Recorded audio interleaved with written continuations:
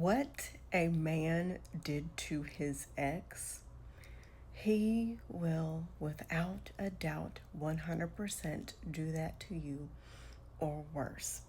Now, if it was just, we grew apart, wrong place, wrong time, stuff like that, life, then that I'm not talking about that. But if it's he cheated, there was abuse, please do not live under the delusion that you're going to be the one to change him. He's going to be different with you. There's a celebrity couple now. Well, celebrity, I want to say that loosely. They're not A-list or B-list or anything like that, and y'all might recognize who it is, but they were on a podcast and he was saying basically how, he cheated on his wife, and when he met his now wife, he admitted that to her and she prayed for him.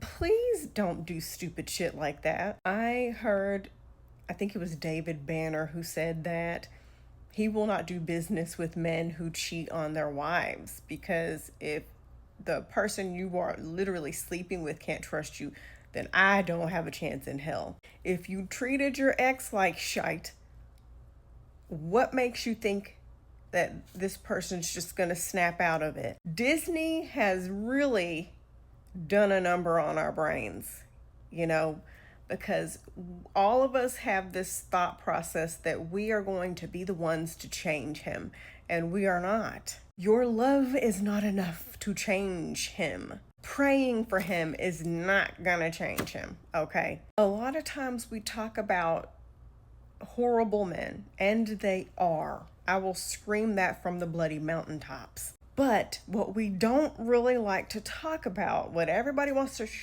you're not allowed to talk about this, is what we do to contribute to men's shittiness. One of the things we do is reward these losers with our love and with our affection. If you go to the store and you're wanting to buy some cookies, and for whatever reason you start reading that ingredients list on the cookies, and it says, these cookies contain bleach and cyanide. You're like, oh, I'm not going to get these. I'm going to put these back because that's going to harm me. So y'all are meeting these men who are telling you, you're lucky enough that they are telling you, I cheated on her, I put my hands on her. Or maybe the ex came to you and said, hey, just FYI, this is what happened to me. Don't want this to happen to you. The universe has said, you know what? I'm going to bless you with all the red flags on a silver platter. And you're just like, no,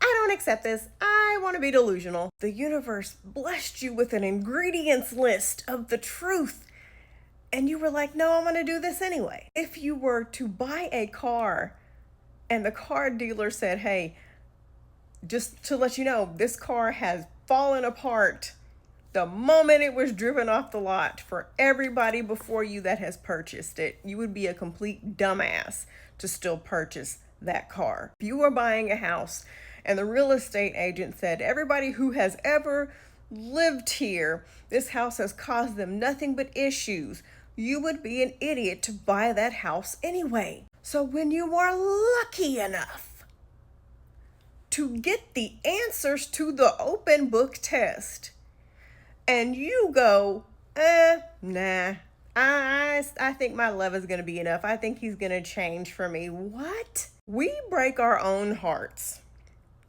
We break our own hearts a lot of times. And a lot of people hate my content because they think I'm bold and harsh. I just don't want women getting hurt. I think it's inhumane to not talk about sometimes how we're responsible for our heartbreak. It's one thing if you had no signs and you didn't know. That does happen. But the moment you get signs and the moment you're made aware, the ball is now in your court. You have all the answers, and now it's up to you how to proceed. And warning, if you proceed, there will be heartbreak for you. You should not want a man so bad that you will accept one that tells you he ain't no good just so you can be able to say you have one. One of the things that is our downfall as women is we are not patient. You're single, you hate being single, so you accept the first loser who pays you any amount of attention. If you were patient, you would say, nope, this ain't my bus. I'm gonna wait till the next one comes along. If you valued yourself, you would not entertain men who have literally admitted, I'm just gonna play in your face. The famous quote, once somebody tells you who they are, believe them the first time. Wise people don't need to become the example. Wise people don't have to live it. They get the clue and they heed it, they follow it, and they run in the other direction. If he told you he was a cheater, when he cheats on you, you shouldn't be surprised. If he tells you, if you find out he's an abuser, when he abuses you, you shouldn't be surprised. I mean, yeah, you're gonna hurt, you're gonna have a broken heart and trauma that you're going to recover from. But you shouldn't be so. If a man says I'm an asshole and he acts like an asshole, he told you. He already told you. And a lot of y'all need friends who will say, prime example, my godmom. I was crying over some guy that I was dating. And I said, I just don't understand why this keeps happening to me. And she said, you gotta learn how to make better choices. Another one of my friends. Why does this keep happening to me? It's the choices that you keep making when these men show you who they are. At the time, that's not what I wanted to hear. I wanted them to pat me on the back, tell me that everything was okay, and just talk shit about the man the whole time, which is fine. And they did let me know that they love me and they support me. And we talked some shit about these men, but they took it a step further by saying how, hey, just FYI, if you're ever in this situation again, you might not want to choose this for yourself again. We don't want to be here again. I don't want you to be feeling this way again. I had a friend who every single time a guy would play in my face, I would reach out to her and ask her for advice. And she stopped answering me after a while. And then she finally told me, I have told you everything. I need you to make some different choices or we're constantly going to be doing this. And I don't have time for it. Now, when I made better choices, then they were there for me. Then they would listen to me. Then, because it made sense. People don't want to hear the fact that you can become exhausting.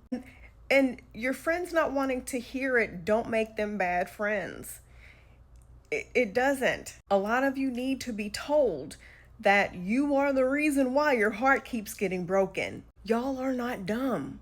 Y'all are very, very smart. So you need to act like it consistently. Protect yourself. When you get the clues, believe them.